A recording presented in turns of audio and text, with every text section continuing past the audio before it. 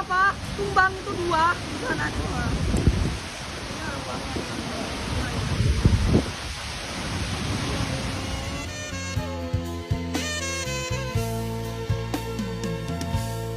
Di tepi laut, si Bolga yang dulu tenang, kini hanya ada jeritan dan bayang. Air meluap datang tanpa memberi waktu, merebut tawa meninggalkan pilu.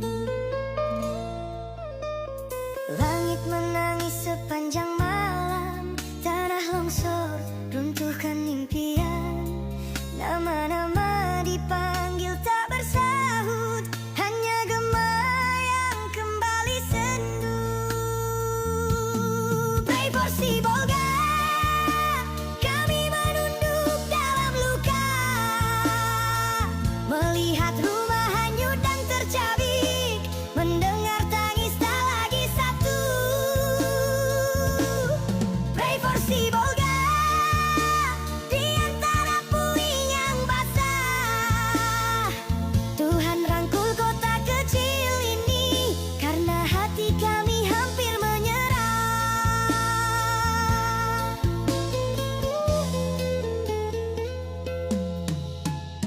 Di jalan-jalan yang dulu ramai, kini cuma doa berjalan sendiri, mencari wajah yang tak kembali, memeluk bayangan yang pergi.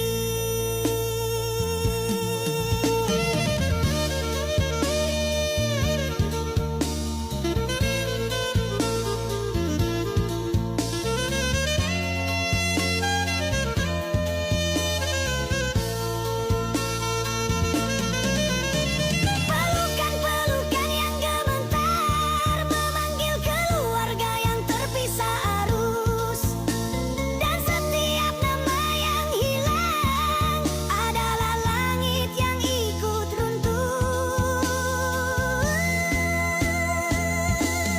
Pray for si Bolga, biarlah cahaya turun perlahan, mengeringkan air mata yang tak berhenti. Si Bolga, kami bersamamu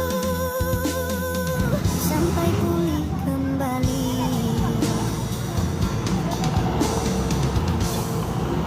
Kondisi darurat di Sumatera Barat, dan ini dia update cepat yang perlu kamu tahu sekarang ya. Jadi, pemicu utamanya itu hujan dengan intensitas yang luar biasa tinggi yang akhirnya memicu rentetan bencana dahsyat.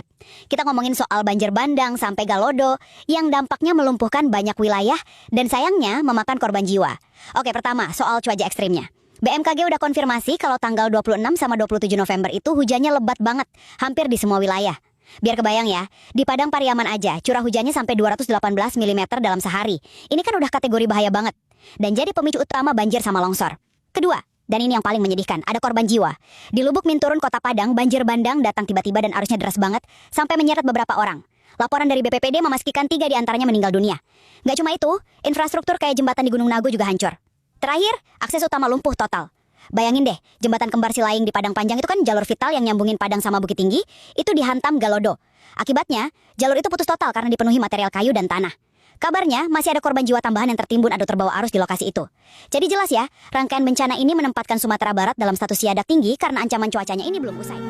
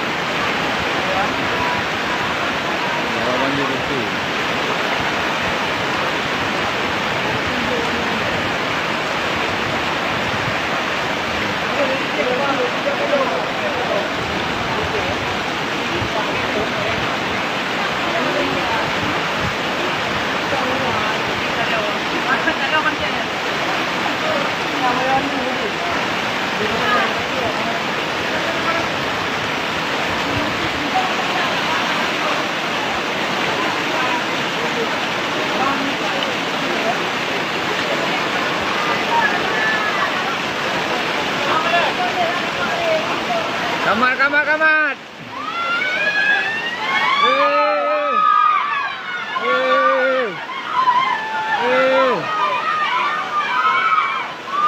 Wali Kota Sibolga Ahmad Syukri Nazri Penarik akhirnya ditemukan dalam kondisi selamat setelah sebelumnya dilaporkan tidak dapat dihubungi saat berada di wilayah terdampak bencana.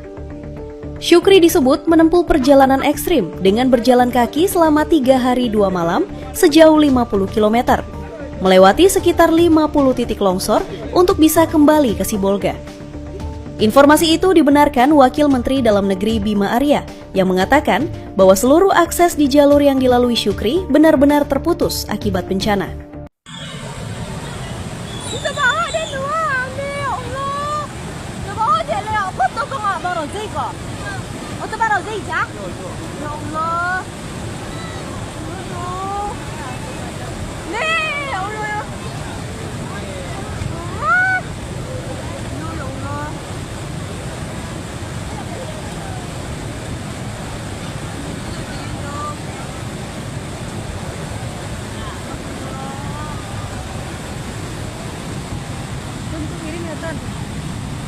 Kirim kau ni adik.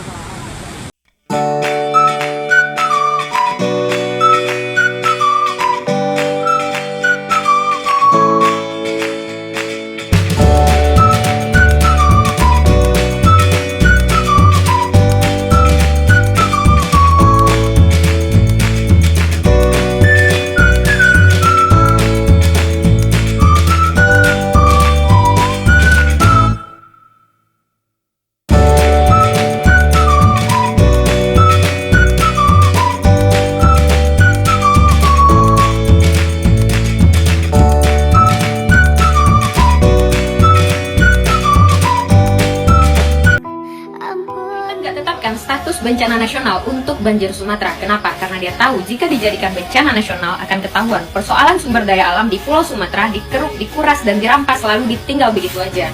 Agar dunia nggak melihat betapa kejinya sistem pemerintah di sini. Apa perlu bencana itu melanda Anda sekeluarga, Pak? Baru ditetapkan sebagai bencana nasional. Siapa yang bertanggung jawab atas hal ini? Sebut saja inisialnya Zulkifli Hasan. Karena dia yang duduk di kursi kehutanan waktu izin-izin pelepasan kawasan marak dilakukan. Sekarang, kolom komentar akunnya ditutup ya, Pak. Gue nggak takut nyebut nama karena udah muak lihat pejabat senyum manis saat bagi sembako, saat panen raya, menggunakan wajah kesopanan. Tapi di balik senyum itu menyimpan niat terselubung yang membuat hutan Sumatera digilas truk tambang. Yang lebih nggak habis pikir, rusaknya akal sehat bangsa ini. Yang rela kasih karpet merah buat para pejabat yang izin-izinnya berakibat fatal merusak alam. Sumatera bukan bencana tapi rencana, koreksi kalau benar. Kayu gelondongan itu saksinya. Itulah alasannya, lebih ramai berita artis selingkuh dan berita receh seperti tumbler hilang untuk menutupi hal sebesar ini. Untuk mengalihkan perhatian publik. Politik memang kejam kawan. Bencana yang ditimbulkan bukan main, tapi mereka seolah tutup mata. Yang gundulin hutan sedang nyaman sekarang nonton TV di apartemen, sedangkan para korban berjuang bertahan dengan kondisi seadanya.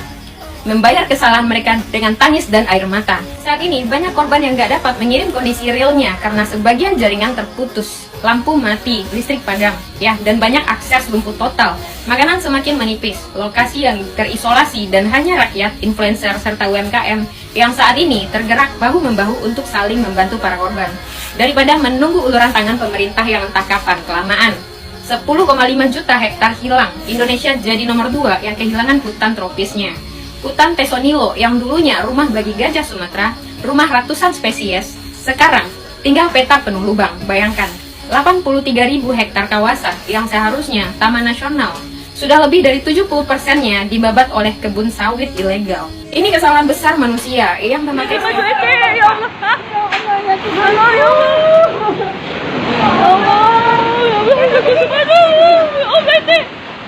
Ya Allah ya Tuhanku subhanallah. Ya Allah ya Tuhanku subhanallah. Mau makan juga ke sini.